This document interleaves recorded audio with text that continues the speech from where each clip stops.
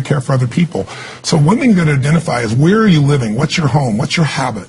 And then the way to change it is when I was homeless, literally on my own, just getting started, I didn't have the internet, but I decided I had to go to a library and I had to feed my mind. And I always tell people the first stage is, weeds grow automatically.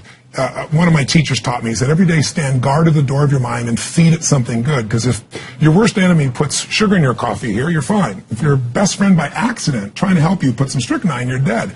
So if you feed your mind every day, 30 minutes a day of reading something, hearing something. Second, you've got to strengthen your body. And the reason, Pierce, is fear is physical, right? So is stagnation, so is numbness, so is sadness, so is rage. And when you go in and change your body by an intense workout or a run or even an intense walk and the blood's flowing through you, science has shown it instantly changes your biochemistry. And now your mind and body are working together. Third thing, all these people did in common, if you watch, they found a mission bigger than themselves. Yeah. Something that they want to aspire to that was worth more than their pain.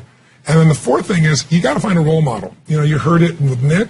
Almost everybody finds a role model that makes it real. I was with Warren Buffett and with Sarah Blakely, the youngest billionaire. We did this roundtable about the future.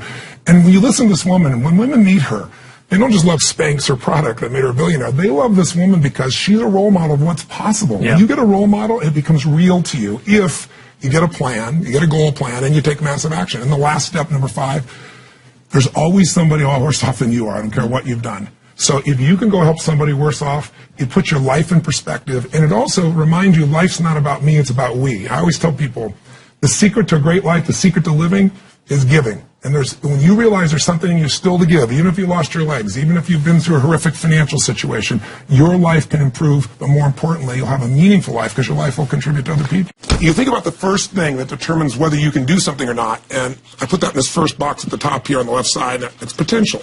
Like, what's the potential of a human being? Like, when you guys started, you proved something no one had done in history. You ran the 4-minute mile, right? For golly knows how many centuries, they're trying to run a 4-minute mile. Roger Bannister does it. How did he do it? Do you remember?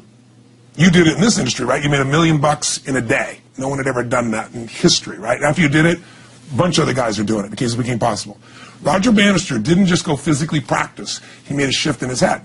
He practiced in his head because he could never achieve it physically, so he had to change in his head first so that the result became certain enough he believed it, and then his body got him through.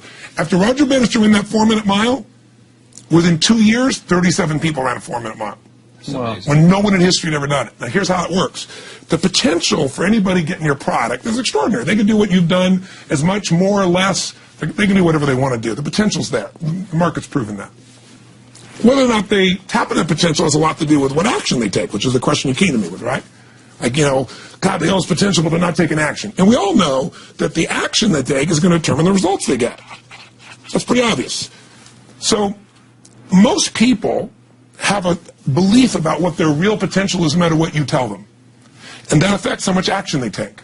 And, of course, that affects the result. And then, ironically, that result reinforces their belief.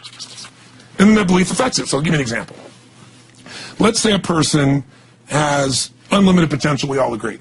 But they take little action, little results. Why? Because they have to start with a problem with their belief. They don't believe it's really going to happen for me. Maybe for Frank Kearns because he's got the cool hair and stuff, or maybe it's for you because you're so driven, but it's not me. Maybe Tony Robbins because he's a freak, got these big teeth. Whatever their thought process is, right? They got this thing, right? But what happens is, if you believe that there's very little potential, how much action are you going to take? Nothing. Nothing, little. And when you take little potential with a little action, what kind of results do you get? Lousy little results. And when you get little results, what does that do to your belief? You go, see, I told you this was a waste of time, told you this wouldn't work. And then what happens? You tap even less potential. You take even less action. You get even worse results.